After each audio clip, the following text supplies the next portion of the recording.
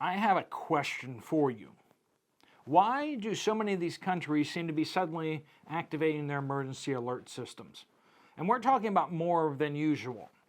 In just a few hours, the United Kingdom will, for the first time ever, test its emergency alert system. That means that they're going to be activating 20-some million phones across the UK with a test alert saying, you know, this is just a test. But at 3 p.m. local time in the UK, they will get these alerts across the whole country. They have not had this system up to this point, and we're going to be talking about some interesting things with this. We're going to talk about the vulnerabilities of these things that have been well proven by American researchers that have gone testing to show how hackable these alert systems are. We're going to be talking about kind of why do we see, what do the government see that they're getting so concerned that they need to have these alert systems activated and set up on, and what kind of privacy issues do we have? The fact that we're having government agencies reaching in and activating everyone's phones. There's a lot to talk about. We're going to jump right into it. Okay, so the big news out there is that the UK is testing their alert system that they've just constructed. This is mimicking what Germany has, Netherlands has, Canada has, the United States has, in a lot of places. So basically, the government can issue an alert. They pick up the phone and they call one of these centers that manages these things, and they can just activate regions. This is basically individual cell phone towers will send out an alert to all of the cell phones in their area. So this isn't just like they call your number and send you an alert. This is a signal that's sent out that your phone picks up and goes, oh, this isn't a call for me. This is like an alert for everybody, and it picks it up and then will put on the screen the kind of the words that you're put on there, which is a big concern because these things are so hackable.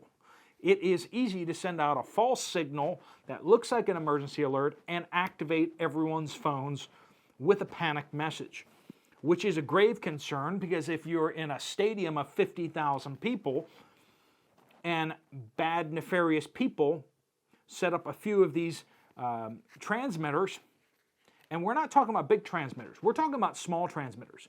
You know those those little handy walkie-talkies that aren't even like, they're just the ones you buy at like Walmart? Those things transmit at about 1 watt power. You need 4 of these. You basically can go to Walmart, pick these little handy-dandy radios off the shelf, a 4-pack, and then if you know what you're doing and you reprogram them to transmit on the right frequency and transmit the right message, you can basically have an entire stadium worth of people. 90% of them will have their phones light off with an emergency alert saying whatever you want it to say. Does that sound like a potential for a stampede? Yeah. And that's just 4 of these little super cheap, for like 20 or 30 bucks, you could cause mayhem and a national incident for like 20 or 30 bucks with a little bit of know-how.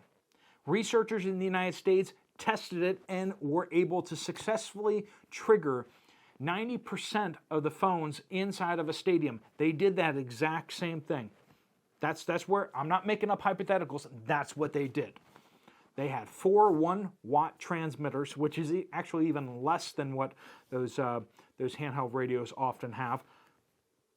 4 of them spread out over the stadium, and they were able to trigger 90% of the locations in that stadium with the emergency alert. How much more so if somebody actually used larger broadcast towers to mimic cell phone towers? You could do a significant amount of damage and produce a lot of fear out there. And that's nefarious use of this thing. Now, honestly, I'm in some ways less concerned about that than I am about what the government is going to use this for. The governments have used this, just the UK doing this massive test just days after Florida sent out to their 20 million residents at 4:45 a.m. People seem to be saying different numbers other than 4:45, but the official word is that this alert went out at 4:45 a.m. A test of the emergency system. Now, the official word is that they were supposed to send out that test on the TV as opposed to on the cell phones, and somebody made a mistake and boo-boo. But some people are speculating out there that this was a test to see how quickly and how many people would actually respond to the alert. Basically, just when you tap on the screen and you dismiss it, they get word back that you've dismissed it, and they actually potentially were testing to see how many people would receive that alert at 4:45 a.m. Now, if nukes get launched at 4:45 a.m., my question is not how fast will people respond, but how fast will the old guy in the White House, how fast will he respond to it and actually go through the motions of launching a counterstrike? Will it be launched in time? That's my biggest concern out there is, could he get out of bed and respond to an alert quickly? The question that Hillary Clinton asked in debates, the proverbial 4 a.m. phone call. Well, Florida residents got the 4:45 a.m. phone call from the government saying this is just a test. But what about government officials? So with people being able to trigger this thing remotely for nefarious purposes, that is a concern. Governments not really having full control over this. But then what are governments going to use this for? This is a system that is only supposed to be used for emergency purposes, but we can very clearly see a dystopian world where you get these text alerts from the government with propaganda, right? You get told so-and-so is a dangerous felon and a dangerous person. Just imagine the use of the emergency alert system for disseminating information where everybody on their little screen gets told something simultaneously. You only need 50% of them or so to actually fully believe the lie that you give them to put enough pressure on everybody else. We saw that during the cough, didn't we? Enough people saw the propaganda and believed the propaganda, even though there wasn't evidence or support of science behind some of those things. And yet they were able to shame, ostracize, and in some cases attack physically people who disagreed with the propaganda line. It is truly a dystopian type thing to see these emergency alerts go out, and the idea that these could become politicized or used for the suppression of people, using the ideas as a weapon against people. Government monopoly of news channels is definitely a concern. With these things, they're not actually texting you directly. They're not actually reaching into your phone. They're doing a broad spectrum warning, a broadcast, so to speak, that your phone is picking up. So it's not so much that they're reaching into your phone, but they're triggering with a broadcast your phone's ability to respond to these messages. So I don't believe that they're getting into your phone and doing stuff like that.